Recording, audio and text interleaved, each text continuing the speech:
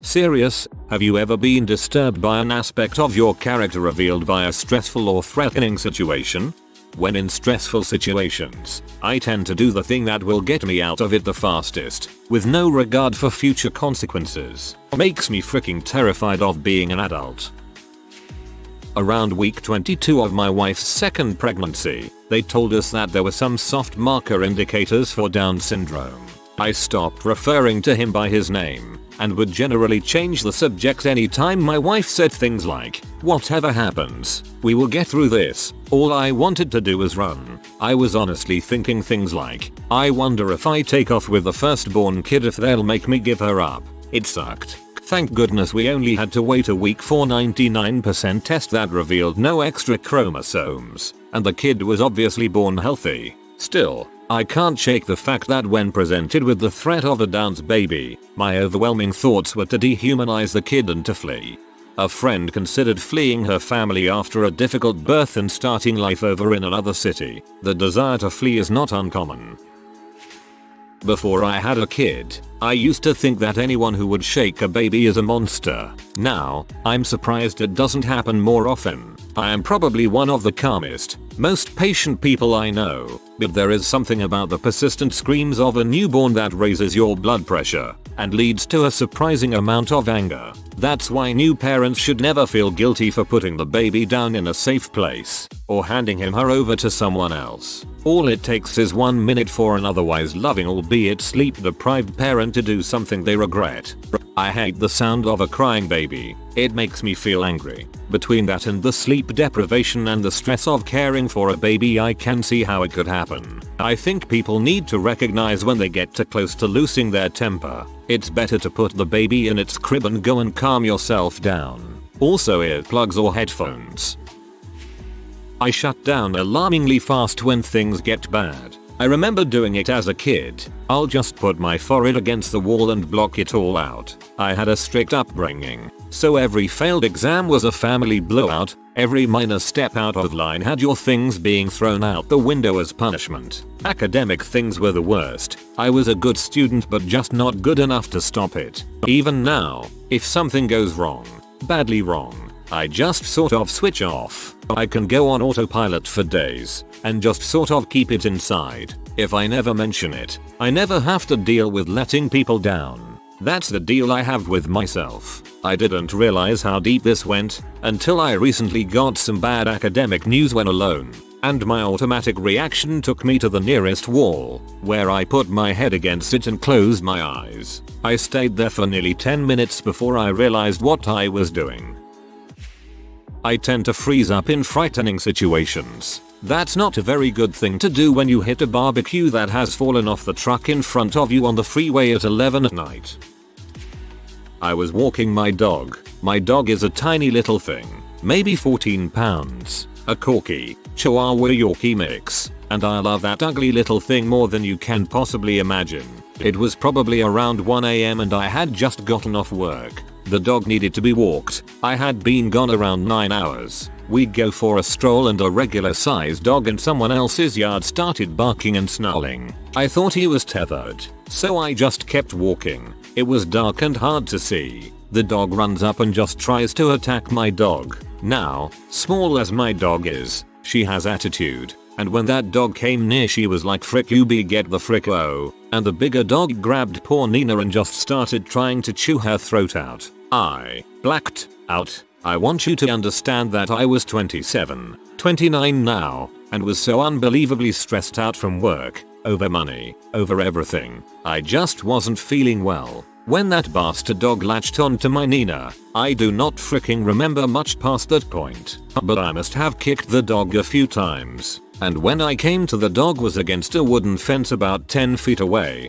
cowering, and I was just kicking the ever-loving heck out of it. It was whimpering and just kind of laying there curled up. I took a step back and the dog ran away. I guess he was alright. That scared the frick out of me. I have never been a violent person, ever. I've never hurt an animal in my life, but in that moment I realized that actually blacking out in a rage is a real thing, and something I'm apparently capable of. I honestly feel pretty bad, because the dog was probably stray or had been abused before and I just exacerbated it. But at the same time, I love my dog more than your dog, so that's just the way it had to be, I suppose.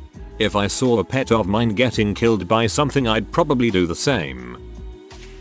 I realized I can completely shut off my emotions when I had a run of bad events in my teens. At first I assumed it was just delayed reaction, but after a while I began to notice distinct characteristics to the other personality. Basically, if things go bad, something in my brain says this is a horrific world and you don't get by unless you're just as horrific yourself, and I just turn to stone. I can only assume the complete absence of emotions I feel then is something like being temporarily insane.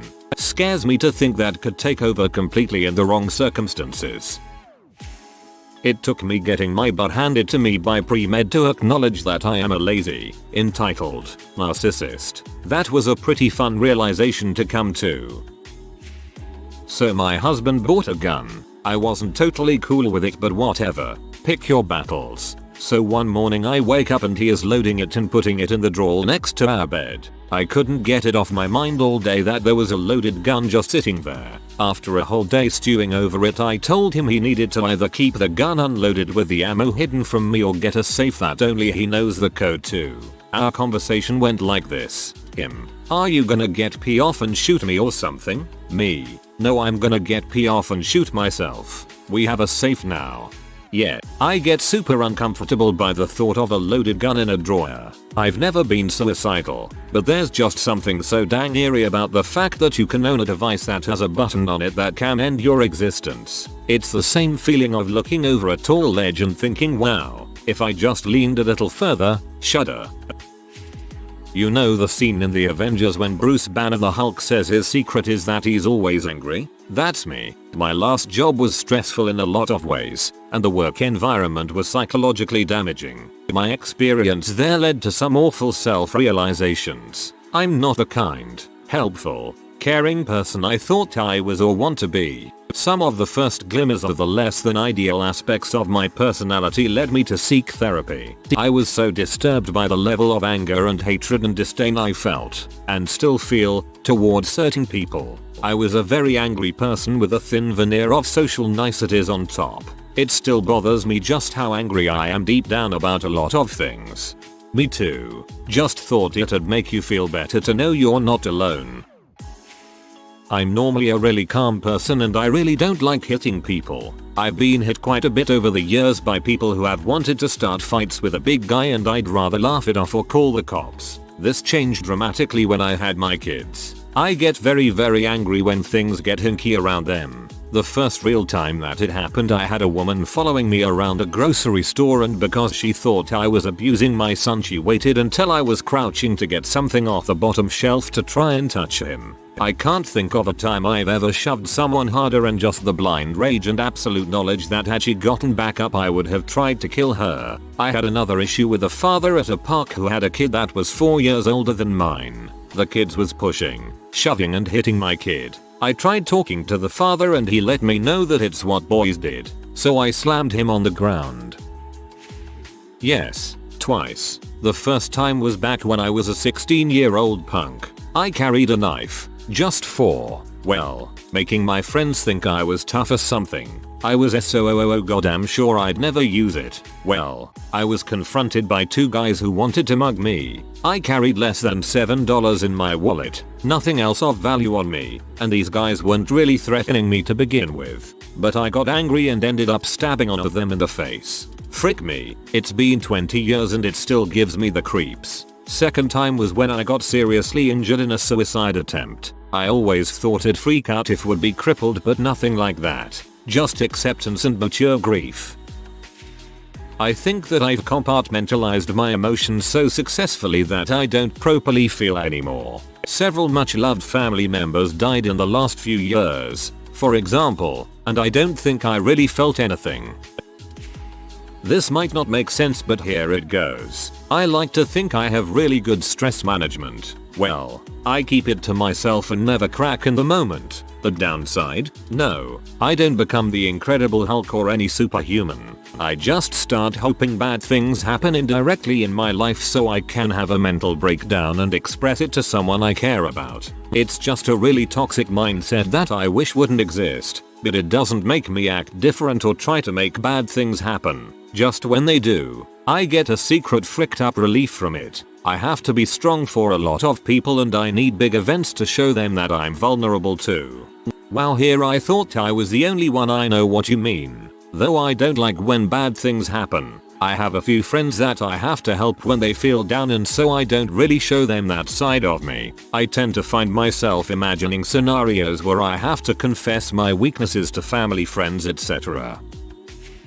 I dated this guy, we'll call him Chuck, for about 2 years on and off. We started dating my junior year of high school. Chuck and I had a lot in common, and a lot of mutual friends. We had fun for the first year or so of us dating before it got serious, aka sex was involved. It took a darker turn after that. Chuck was very controlling and jealous of pretty much anyone I talked to. He would accuse me of cheating, lying, and God forbid I had an opinion different from his. I struggled with my self-esteem and weight as well as social anxiety in high school, and he manipulated my vulnerabilities. Chuck was my first boyfriend, the first guy to ever really pay attention to me that way. I lost a lot of friends and had nothing but him and our circle of friends. When I went off to college, different school from him but an hour away only, I broke out of my shell. I made a lot of new friends. My confidence improved and I started running and lost weight. I discovered marijuana and my social anxiety was gone. I was having fun without Chuck and he saw that, and he didn't like that I could exist normally without him. Chuck would show up to my dorm unannounced to make sure I wasn't there with another guy at random times, but he'd bring flowers, Taco Bell, claiming he just wanted to say hi. Keep in mind, he was at school 60 miles away and this would be at all hours of the day. He started texting my roommate to make sure I was sleeping in my own bed. I would go out to parties on campus and Chuck would somehow show up. My college had a student population of like 30,000 and was huge, yet he could find me at some random apartment. He made fake Facebook accounts claiming to be a kid in my dorm looking to hook up to try to lure me away. All the while, he was hooking up with other girls behind my back. I could go on and on about all of the crap he did, but I have already digressed enough from the original question. Needless to say, we broke up eventually. Fast forward 8 years. I live in another state. I am getting married to my soulmate and working my dream job. My fiance and I are extremely well off and about to have a dream wedding. I am awesome and life is peachy. I haven't thought about Chuck in years when suddenly my phone blows up with texts. About a month ago, Chuck got arrested for child pornography, solicitation of a minor, grooming and abuse of authority. A few old friends forwarded me the news article. An emotion I have never felt before boiled up inside me. I realized in that moment that I freaking hate Chuck. I genuinely hope he gets convicted and goes to prison. I hope he is labeled as a sex offender and lives the rest of his life in shame, working crappy jobs, throwing away his career in law enforcement, working with troubled children. I realized if he died, I would not be sad at all. I am sad that I am capable of such strong hatred of another human being. Thanks for the story. Good thing you're away from that scum and onto a better life.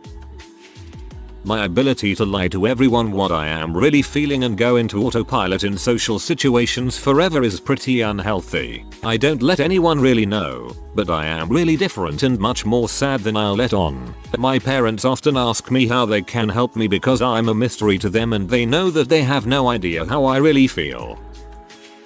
I had a difficult pregnancy, gained a crap ton more weight than I intended and ended up with gestational diabetes. I was in pain constantly and was never happy about being pregnant. Flash forward to the day of birth. After the placenta was out, the first thing I thought of was needing to eat, and thank God I had my body back. I didn't want to bond with my newborn daughter. I thought she looked like a grumpy old man. Not the most beautiful thing ever. The first 3 months of her life she was what the doctors called colicky. She screamed every night for more than 6 hours straight. No exaggerating. Nothing consoled her. It got on my very last nerve in a way nothing had ever done before. I hated her. Every day I wanted to kill myself. My husband was in the same boat. We both wanted so much to love our daughter but ended up crying along with her instead. We never hurt her, nor did we want to, but suicide was on our minds every day. Even with Zoloft I wasn't able to stop feeling the overwhelming hate. I dealt with a terrible pregnancy just to have a high maintenance baby that I wasn't supposed to be able to conceive to begin with due to PCOS.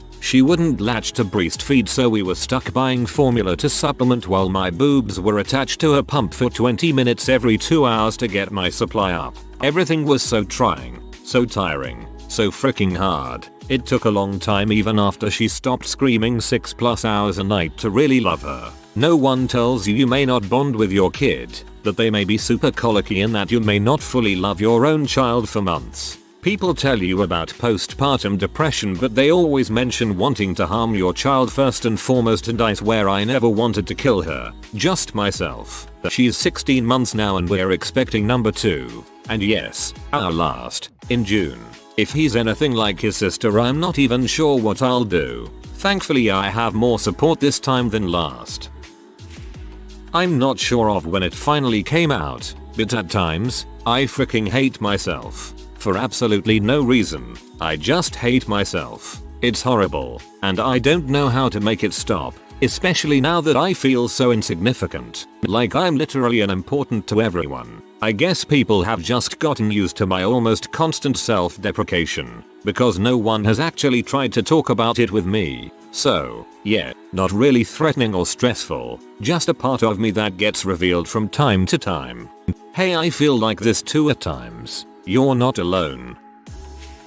When my stepfather told me it was my fault I was raped among other things, I went into the most intense rage of my life. All I wanted was for it to end, which resulted in me wanting to kill myself or him. I remember looking around the garage for things to harm him with and wanted to take a hammer to his knees. I have never felt so angry in my life, and it scares me that I am capable of such feelings. Anyone who does something like that deserves worse than a hammer. Yes, and it made me change many things about my life, my coping mechanisms, my beliefs, my personality, so many things. That's what self-improvement is. By the way, it's not mindless navel-gazing. It's looking at the flaws in your character and trying to discover ways to fix them. Only narcissists or the mentally ill look at their flaws and think, I'm wonderful and special and world, you should love me just the way I am. Humility is the beginning of wisdom. Not humiliation, but humility.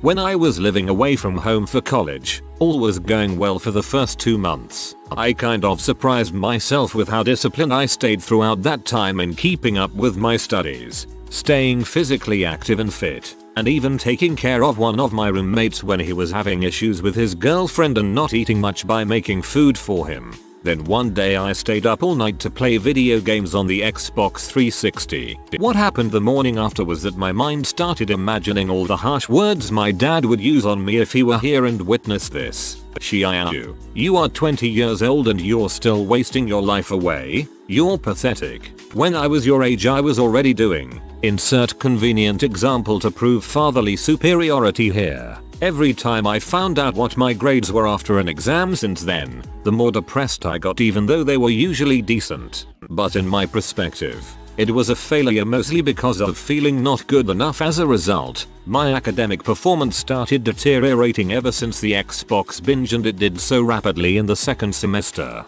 I was skipping classes, playing and wasting money on morgs all day, watching P, and generally being a waste of space. I eventually dropped out of that school a year later after spending many more hours of trying and failing again.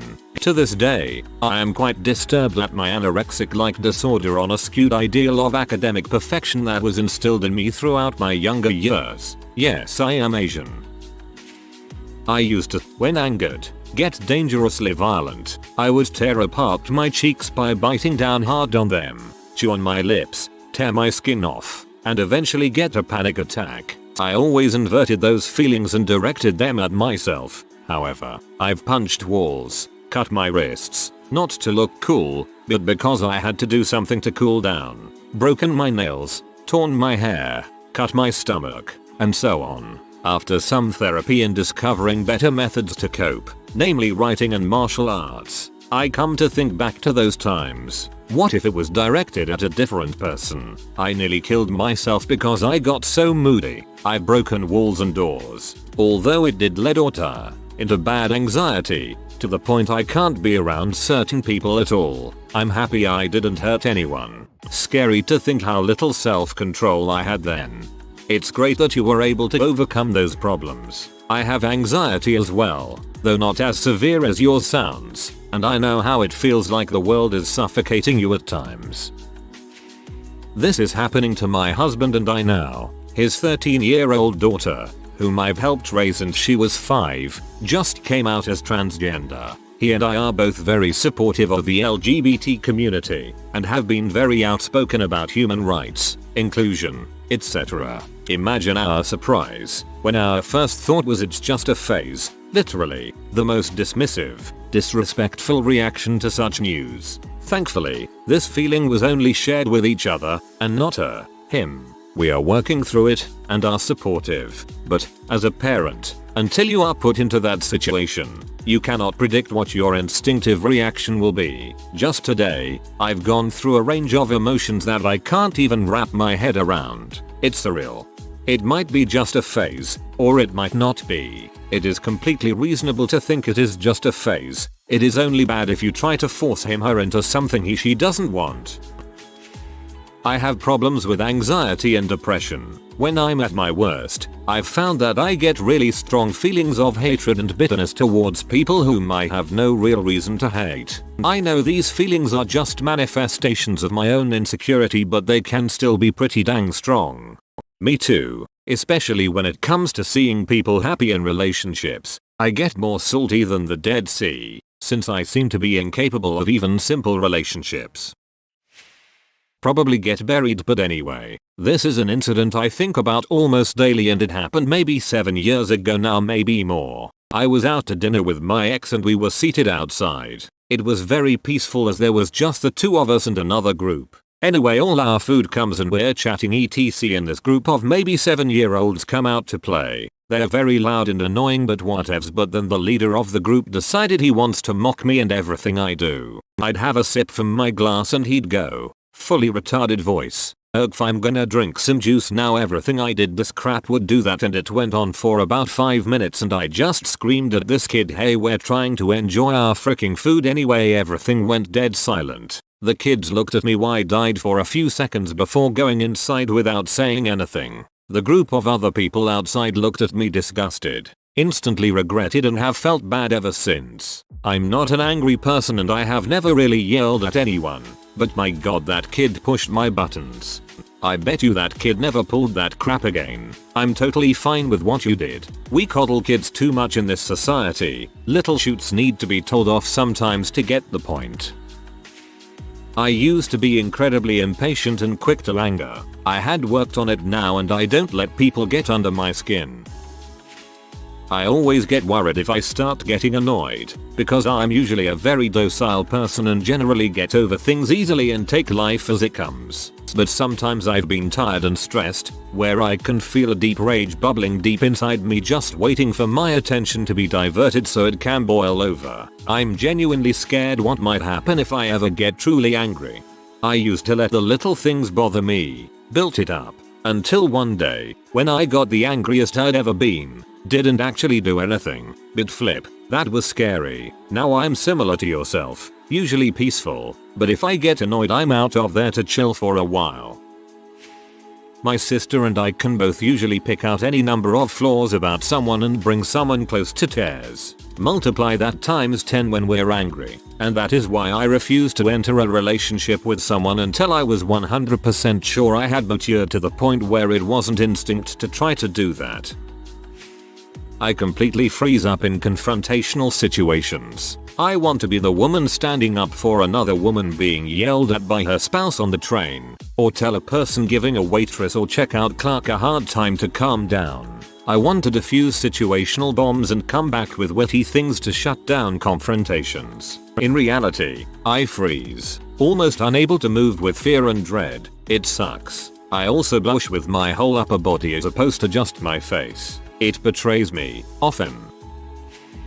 panic and crying when faced with danger stress, rather than a rational response. My house was broken into a few years ago. When I came home to a conspicuously open back door and a ransacked living room, I started to cry and shake, and didn't immediately call the police. Had you asked me the day before what I would do in that situation, that wouldn't have been my guess.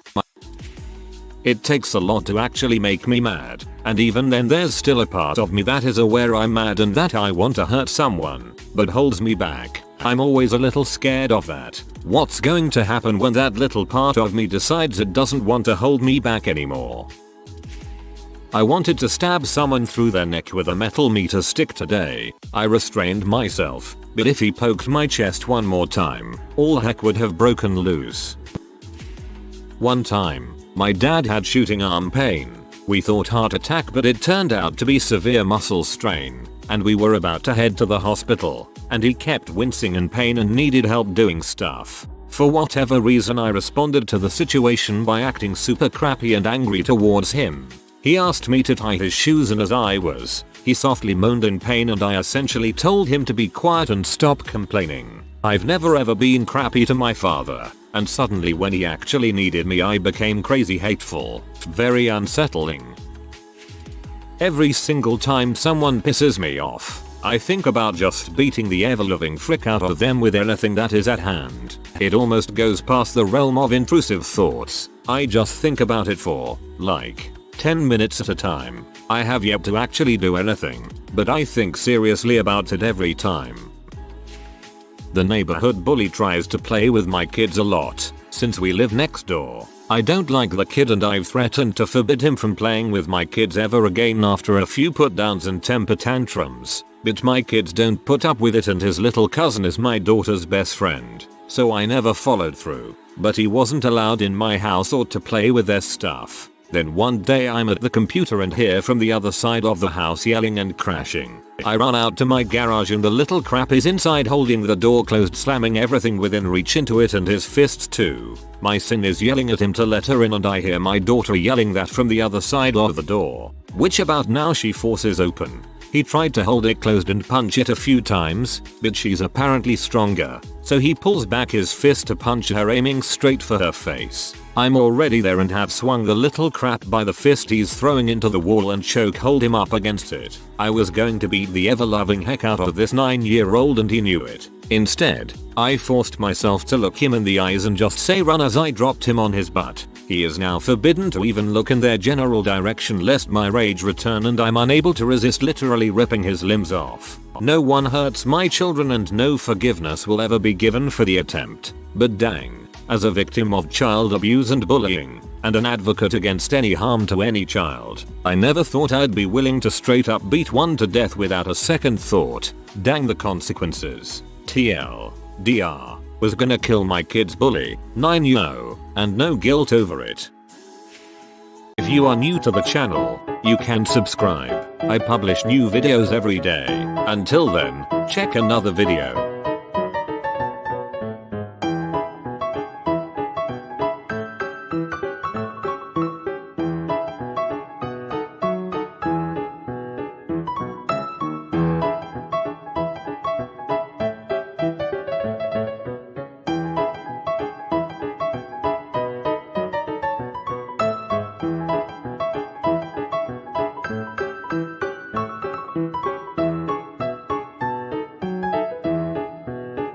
Bye for now.